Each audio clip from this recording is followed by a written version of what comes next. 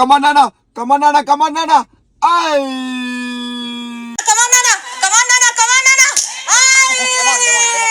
Episode 33 గురించి మాట్లాడదాం. రాము బయటికి రాము, రాము బయటికి రాము, పంపుతాము బయటికి మేము, పంపుతాము బయటికి మేము.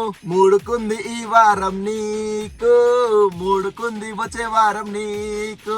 రాము వస్తారు ఓము పంపుతాము. తనుజాక్క అసలు ఏంటక్క నీ బాధ నాకు అర్థం కావట్లేదు. భరణి అన్న దివ్య ఒక టీం, వాళ్ళకి రైట్స్ ఉంటాయి మాట్లాడుకోవడానికి. మధ్యలో నీ బాధ ఏందక్క? మా నాన్న నాకు రైట్స్ ఉంటాయంట. ఏం నాన్న? ఎవరికి నాన్న? ఎప్పుడు అయిండు? ఎట్లా అయిండు నీకు నాన్న? నాన్న నాన్న నాన్న అంటే రైట్స్ ఉంటాయా? వాళ్ళ టీం వాళ్ళ టీం వాళ్ళు కలిసి ఆడుకుంటారు, వాళ్ళకి స్ట్రాటజీస్ వాళ్ళకు ఉంటాయి. ఆడకుండా నువ్వు వెళ్ళి నాన్న నాన్న నాన్న నాన్న నాన్న నాన్న మా నాన్న నాన్న అన్న మా నాన్న నాకు రైట్స్ ఉంటాయి. అసలు ఇమాన్యుల్ సంచలనంగా ఎందుకు పెడుతున్నావు బిగ్ బాస్ నువ్వు? బిగ్ బాస్ అక్కడ క్లియర్ గట్టిగా అన్నాడు, ఏ స్ట్రాటజీస్ అయినా వాడి వెళ్ళిపోండి అనేసి అన్నాడు. అలాంటప్పుడు మైండ్ లాగుతారు, షెట్టు చింపేస్తారు, ఏమని వేస్తారు బై. నువ్వు ఎందుకు ఆపుతావు మధ్యలో? ఆశలు ఎందుకంటావు? శ్రీజ ఆడపిల్ల అయినా కూడా అంత ఫైట్ చేస్తుంది. ఆ పిల్లకి అన్యాయం చేసినట్టే కదా మనసు చేసి పడిస్తున్నావు టాస్క్ అంతా.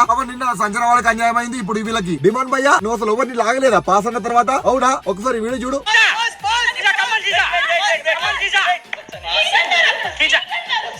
ఓ ఇది లాగడం అనమాట. అచ్చా అచ్చా. బిగ్ బాస్ అసలు ఏంటి బిగ్ బాస్? నాకు అర్థం కావట్లే. ఆ టాస్క్ ఏంది అంటే ఇప్పుడు నాకు అర్థమైన విషయం ఏంటంటే బిగ్ బాస్ కి కూడా కొంతమంది బిగ్ బాస్ లో ఉండాలి అనేసి నువ్వు ఫిక్స్ అయిపోయి అందుకే టాస్క్ పెట్టినావు. ఎందుకు అంటే సర్కిల్స్ ఉన్నాయా, blue yellow orange exact opposite లా నిలబడుతున్నారు కంటెస్టెంట్స్. నిలబడ్డ తర్వాత ఏం చేస్తుండే బిగ్ బాస్? ఆయనకైతే ఎవరైతే ఉండాలనుకుంటున్నాడో వాళ్ళకి ఎగ్జాక్ట్ ఆపోజిట్ లో ఉన్న కలర్ చెప్తుండు. వీళ్ళేమో ఈజీగా వెళ్ళిపోతున్నారు, వీళ్ళందరికేమో హార్డ్ అవుతుంది వెళ్ళడం. అలాంటప్పుడు డైరెక్ట్ నువ్వు ఉండమ్మా ఇంట్లో, నువ్వు వెళ్ళిపో బయటికి అని చెప్పవచ్చు. టాస్క్ ఎందుకు పెట్టు? భరణి అన్న దివ్య ఇద్దరు కలిసి సంజన అండ్ ఫ్లోరా గారిని ఎలిమినేట్ చేసి పడేసారు. వాళ్ళ దాంట్లో ఇద్దరు ఆడోళ్లే, అది కూడా ఏజ్డ్ పర్సన్స్. అయినప్పటికీ వాళ్ళు మస్తు మొత్తం ఉన్న ఎనర్జీ మొత్తం పెట్టేసి మంచిగా టాస్క్ ఆడుతున్నారు, అన్ని మంచిగా ఆడుతున్నారు. అలాంటి వాళ్ళకి మీరు ఎలిమినేట్ చేయడం అనేది అయితే నాకు కరెక్ట్ అనిపించలేదు. అండ్ రీజన్ చెప్పిన ఒక దివ్యక్క, నువ్వు మిమ్మల్ని తీసేస్తే మాకు కొంచెం ఈజీ అయిపోతుంది, మీరు మాకు టఫ్ కాంపిటీషన్ అనిపిస్తున్నారు అంట. అలాంటప్పుడు ఆడడం దేనికి అక్క? పోయి కూర్చోవాలి పక్కన. రఫ్ నోళ్ళతో ఆడుకుంటే ఎవరితో ఆడతావు? వీకులతో ఆడతావా? బలమున్నోళ్ళతో నీకు గట్టిగా నీకు పోటీ అనుకులతో ఆడి కదా నువ్వు చూపించాలి. అనుజ గారిని ఇంట్లో అందరు కలిసి ఒక క్వీన్ లాగా ట్రీట్ చేయాలని నాకు ఈ రోజు అర్థమైంది.